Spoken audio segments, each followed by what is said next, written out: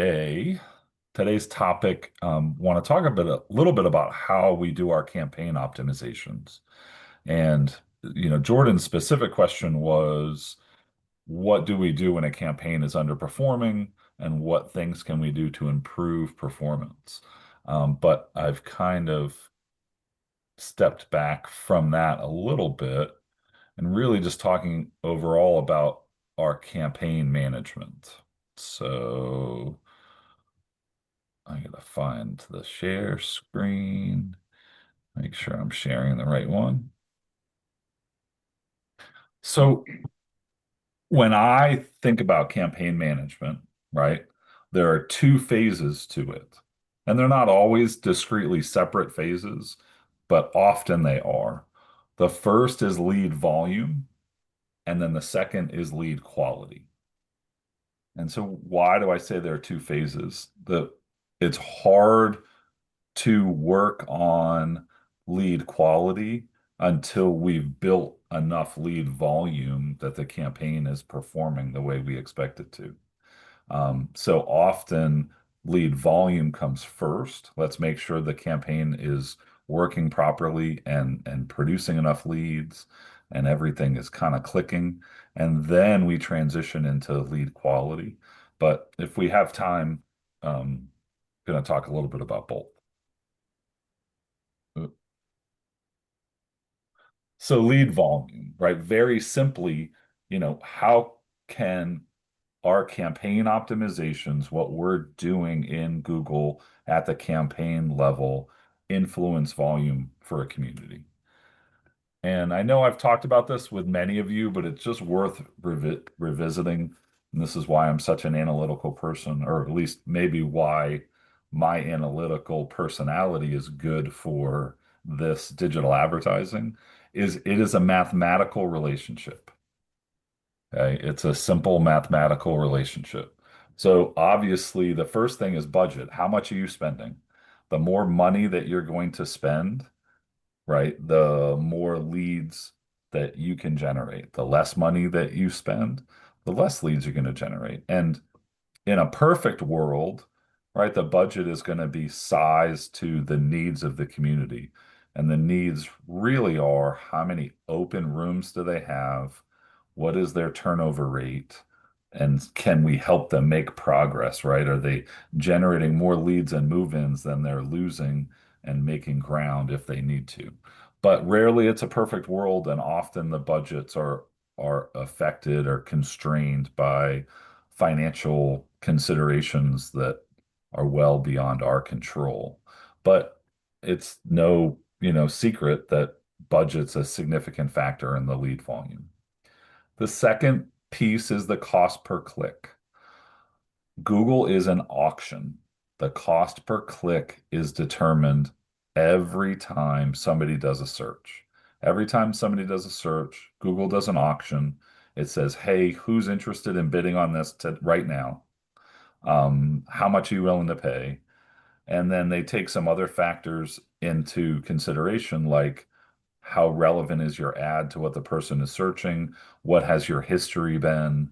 Do you have a history of providing the user with a good experience? And then all those things come together and they rank the ads, right, from top to bottom. But the bottom line is when it comes to cost per click, these are mostly factors that are outside of our control. Um, so the cost per click will depend on the care level, those specific keywords, right? I've talked a lot. Memory care is on average more expensive than assisted living. Assisted living is more expensive than independent living. Independent living tends to be more generic type keywords related to retirement, et cetera, and then those tend to be less expensive. So cost per click is going to depend on the care level you're trying to drive leads for. The So other Matt, thing, yeah, go ahead. my question was that's all keyword related, right? So dementia, AL, IL being a less and less generic term as you move up that scale, that's what's causing the individual cost per click to go up. Well, Yeah, but yes, the more specific the phrase is, the more expensive it tends to be. But it's also just, again, the competition. Why are Okay, people willing to bid more for memory care terms? Because the rents are higher, right? You can charge eight, nine, $10,000 a month for sure, memory care, where you might only be charging $4,500 a month for assisted living, and that plays into it. And so, and to talk about, I didn't want to spend too much time today, but a place for mom, therefore they their revenue model is based on the rent for the resident they're placing. And so a place for mom will spend more on a memory care related phrase, knowing that they're going to get a higher fee for that placement. And let's be honest, they drive a lot of what's going on in the online marketplace because they're the gorilla that's in every single, market. right. Um, but Okay, but the key point when it comes to cost per click is it's a little bit out of our control. And the other part I didn't talk about is you do get localized, we see lower cost per clicks in South Dakota with Peaceful Pines than we do in Seattle with Village Green. And some markets do have some unique things. So, for example, in Seattle, assisted living tends to be more expensive than memory care, but and that's really a function of there's been a lot of development in that market recently, and so there's clearly more people participating in the auction. And so more people participate in the auction, drive up the prices, regardless of kind of what the rents are. So you do get some of these regional issues, but cost per click is a big factor. okay, Um, and then so, simply, right, the higher the cost per click, the fewer clicks or visits to your website you're getting for a budget, right? So if I have $1,000 budget and a $10 cost per click, I'm only getting 100 visits. If that's a $5 cost per click, all of a sudden I've doubled my traffic without changing my budget. And that's an important consideration. The final piece is the conversion rate. And the conversion rate, just a reminder, simply how many people visit your website, how many of them become leads. And there are two things that affect the conversion rate. One is the quality of traffic that we're driving. If we are engaging with the right people who have a need, that are ready to take an action, if those are the visits that we're generating, those people are going to be more likely to take an action when they land on the website. But you can't overlook the fact that the website also affects the conversion rate. And it's how effective is the website in actually engaging people, giving them actions to take, right? All of those things. Unfortunately, with some of our DA only partners in the past 6 months, we've had to have conversations like we can't get to our expectations because your website isn't capable, right? It isn't robust enough in converting people for us to get there. And you can't deny that it's a significant factor. But let's look at kind of what are some of the things that we do. First, cost per click, right? Cost per click is a little bit simple, um, but part of the detailed keyword management that we do is having an awareness of the cost per click. And the way that the kind of everything works out is really that $10 threshold becomes kind of a ceiling. If the cost per click is $10 or higher consistently, it's going to be hard for us to meet our expectations and drive appropriate lead volume. So when this is an example of this is a screenshot of a real campaign. It's an assisted living ad group. It was the last 30 days compared to the 30 days before this. This campaign has actually seen a decrease in conversion rate. Um, and one of the things we'll do, I've highlighted it in kind of green, right? As you can see the average cost per click, and cost per click is also affected by match type, which we talked about a little bit already. But you can see we're at 655. Those aren't too bad. But hey, that assisted living exact match keyword if I can highlight it with my cursor right here, right, is at $10.22. So is this enough evidence that we're going to pause it and say, is that what action can you take? We can say, hey, this keyword's too expensive. We don't want to run our ads on it anymore. I'm not sure that's at the point, but this would be something that we might make a note of, something that we'd certainly look at over time, um, and decide, okay, is this something that does need to be paused and we shouldn't run ads on because it's just too expensive for everything to work properly. But it does have a conversion rate of 11%. Is that taken into Yeah, consideration in the it is decision? Mm, absolutely taken into consideration. okay. And that's why I say you have to look at the whole picture. Mhm. And particularly Holly, the thing I encourage the strategists to, and they're very good about, is looking at it over a longer period of time. You can't judge a keyword like based on 1 month. Mhm. You may raise a flag and say, hey, that, is trending not in the right direction. Though, if you notice, assisted living is actually 16% less expensive over the last 30 days than it was before that. So it had been even more expensive than that. But the other thing, Holly, is, remember, we're only talking about 9 clicks, Yeah. total spending of less than $100. Yeah. So this isn't, really affecting the overall cost too much. Hmm. But this is the type of stuff that we're looking at and paying attention to. The other thing, and this gets a little complicated, so I don't want to get into the weeds too much, but particularly in memory care communities that are in either very competitive, or we also see rural markets, just because the search volume is less, we see higher cost per clicks. There are other strategies we can use. So it's something called max conversion value, which we use a lot, but having a target return on ad spend, and just the basic way that these advanced bidding strategies work is by adding a target return on ad spend or adding a target cost per action, target CPA. We're sending a signal to Google that this is where we need to be financially for our campaigns to work. And as a result, Google limits the auctions that we're in. So Google will see an auction and they'll say, you know what, Markentum can never get to their target return on ad spend getting in this auction. It's too expensive, and so we won't participate. So that has been very effective at managing cost in just a broad way, right? Instead of kind of trying to hunt and peck individual keywords.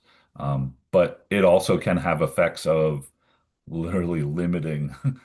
We've seen spend drop because if there aren't enough auctions for us to participate in, then we struggle to actually spend the partner's budget. And so it's something that has to be used very carefully and monitored kind of closely to make sure that it works. Any other questions regarding kind of what we can do to manage the cost per click? Unfortunately, right, they're, the options are pretty limited, and that's why, you'll see us have conversations about cost per click in performance meetings, and you might see me kind of note it, because we do what we can, but to some extent we want to bid on the high value keywords, and we want to make sure that we're driving that quality traffic. Okay, so conversion rate, we have a lot more tools available. And you see, if you look at the SQRs or you just listen to me talk, right, that's kind of our constant focus, is how can we um, improve the conversion rate. And so there are really a number of things that all kind of come together to make this happen. So the first one is that same detailed keyword management, right? And so here I've taken that same screenshot from the previous slide and just highlighted a different column, right? And so as they're going through looking at the keywords, we're paying attention to, okay, what is the conversion rate in the keyword? And similarly to the cost per click, So for example, you can see the very first keyword, assisted living near me, on the surface, that is a very valuable keyword, right? It's something that, our partners want to bid on, want to drive traffic on. This is a broad match keyword, right? So that's something we have to take into play, and we'll talk about that a little more. And for some reason, so both the first two keywords, right, had a 2% conversion rate and a 1.28. So both of them are below that 3% that we really feel like we need to, despite representing the majority of the spend, right? They're below the expectations. And you can see comparing the past 30 days to the 30 days prior, both have seen big decreases. So this is kind of a red flag. Now, we could argue assisted living Illinois, is that really a valuable keyword?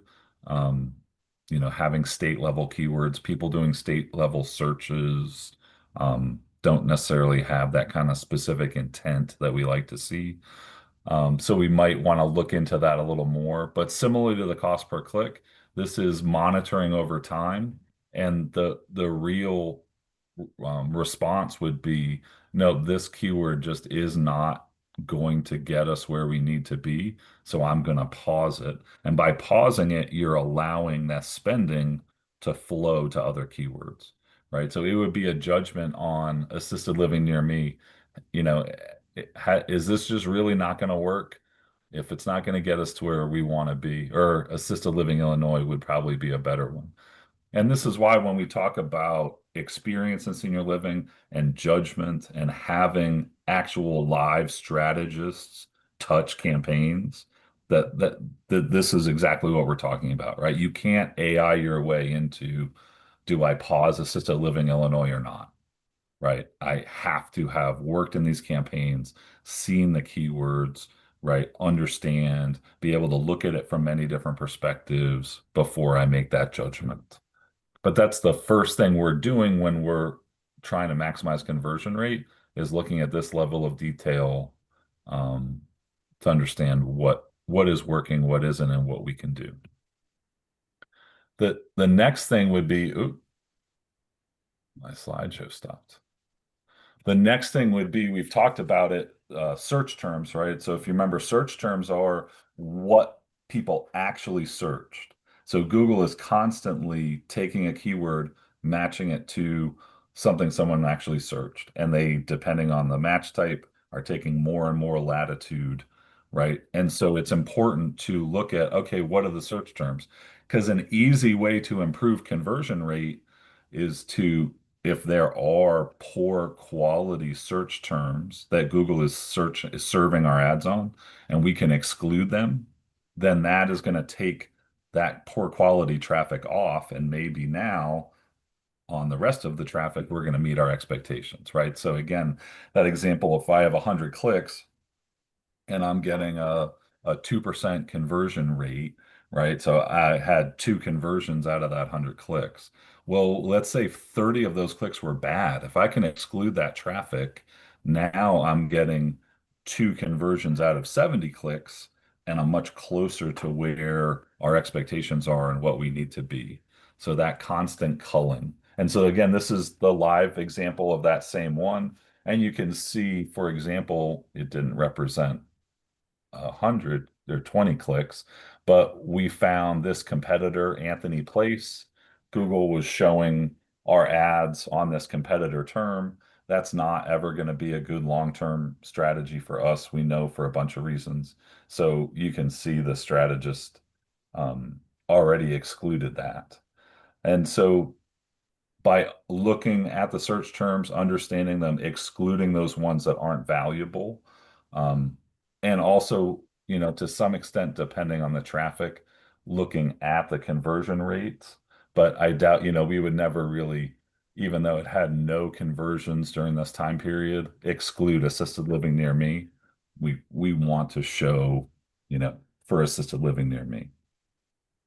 So the search terms is the second kind of analysis that we're doing to help, again, primarily exclude that poor quality traffic, hoping that the high quality traffic that's left produces better results closer to what our expectations are. Next piece is looking at, okay, where are we sending the traffic and how is that working? And um, and so this is a simple landing page report. This is not specific to the previous two screens had been specific to assisted living. Here, I kind of broadened the scope a little bit to just look at these are all of the pages that we're sending traffic to. But you can see that although the assisted living page overall, right, is not meeting expectations, the memory care page is killing it. But the homepage, interestingly, has seen a decline. So the assisted living page and the homepage have both seen declines despite decent traffic. And the contact us page just had a bad 30 days. I don't know. Wasn't a lot of traffic, but typically this is someone lands on this page when they click something in the ad specific to contact us. So it is a little unusual that we didn't have anybody actually take an action after doing that, but so you will see in the notes, we will test different uh, landing pages, right? We'll test, is it better to send the traffic to the home page? Is it better to send the traffic to a care level page? Is there a different interior page, floor plans that might convert better? We're constantly testing where we send the traffic in order to see where we kind of get the best results. And then the final step is we'll actually look at the website and see if are there any like changes that we should suggest to improve the website. And Holly, do you know what the deal is with this? So I literally just did this today, so I haven't talked to Charlie yet, but Why it says call today? yeah, this is the No. only CL community. So this is like an easy example of it looks like we're running a promotion, right? This, or at least this overlay banner, right? Settle in and save now, learn how you can save. But they've paired it with this, and this has actually replaced what are the standard further conversational web forms. So on all of the other CL communities, in this screen is a big schedule a visit call to action, and that's been removed on this. So not that, everything is web's fault, but this is an example of we can work together collaboratively to say, hey, let's look at this. We've actually seen a decrease in performance with this community. Maybe we need to make a change and improve the layout a little bit. Okay. Any questions on conversion rates? That's a big no. Okay. So we do have a few minutes left, and so I'll just talk quickly about lead quality, right? So how can campaign optimizations influence lead quality? And reminder, right? First, we want to build lead volume. And then once we have lead volume, we can say, okay, are we getting them the right leads? The first thing is kind of where do we look for lead quality data, right? What are those indicators that are important? And this isn't a comprehensive list, but this is an easy list. So first of all, further, our my strategists are always looking in further at further data, and the two pieces that are available for most communities, well, for all communities, they have the tour requests, but for most communities, you also have the financially unqualified. And they can see that in further, even at the keyword level of detail. So when we talk back to kind of some of those keyword changes, do I pause a keyword?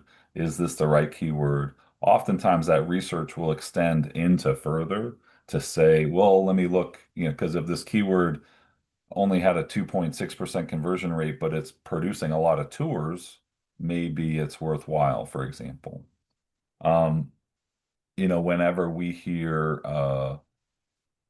um, an issue, I'll often look into further just at the financially unqualified, just to see, okay, what's going on, right? What can we get an idea as to what's happening? But the most valuable data, and this has been really a byproduct of the work that Katrina has done, and a new just kind of mentality, right? Is us, Markentum, looking in the customer CRM, and the best data comes out of the CRM, whether it's Katrina doing a closed lead analysis, or with Welcome Home now, us being able to have that on the dashboard. Um, that's incredibly valuable. So what is their closed lead percentage? How many of the leads that were generated were closed? And then specifically, when it comes to paid ads, we're generally looking for two types of closed reasons.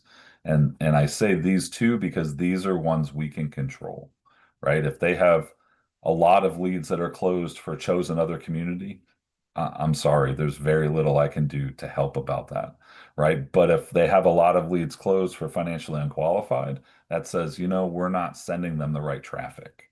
There's something that we need to do to help them get the right traffic so that they have less of that. Another red flag is unable to contact. You're always going to have some unable to contact, and it's also going to vary significantly by salesperson, right? How much is the salesperson actually working the leads, or are they, one phone call, oh, they never call me back, and that's it. But unable to contact is a potential sign of spam, right? If they have a significant amount of leads closed for unable to contact, we may have a beyond financial, ability, a true kind of lead quality issue where we're getting spam. And so that's something to look for and pay attention to. But once we have kind of a lead quality problem, what can we do? Okay, well, we basically have two options, right? The first one is Google Ads changes. And they're similar to the changes that we make in order to improve conversion rate, right? Can I go in and look at the ad group, even the keyword that it comes from? Oftentimes we can trace, if we get a list of names, we can trace that back to keywords. And so we can begin to see, okay, is there a trend? Is it PMAX, right? If we're talking about lead quality, let's be honest, for the communities that we're using PMAX, we know that that can be an issue.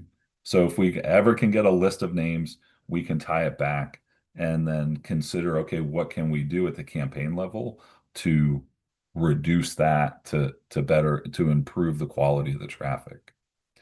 But website changes are often very effective, and website changes can often be the first, right? And so, the further configuration, whether it's pricing disclaimer, whether it's actually activating financially unqualified, right? You can have in further not submitting financially unqualified leads, right? They don't have to go to the CRM.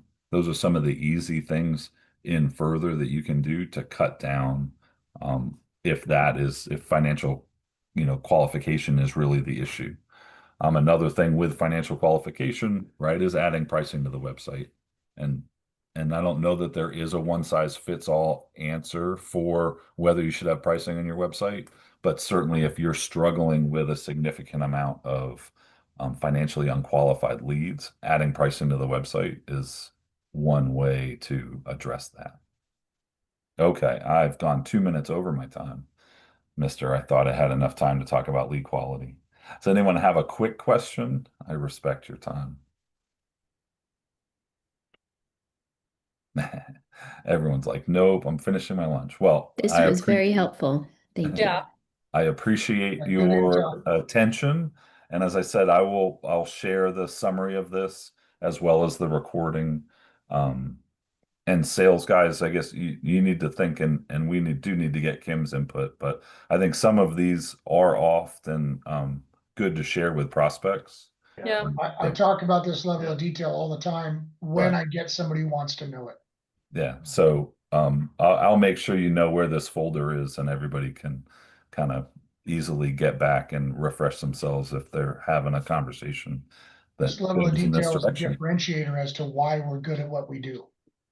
Right. And it's, and I know, Rob, you've been very patient with me and but I hope I've been consistent. The one theme, and it comes through here today, is that we have actual people with experience in the industry looking at the campaigns. Mhm. You cannot automate this stuff, and there's no algorithm or AI that's going to tell you with consistent accuracy, oh, this is the keyword to pause, and this is the keyword to activate. Doesn't work that way. Okay. Thank you, everybody. I hope you have a great rest of the day. See everybody. Thank you, Matt.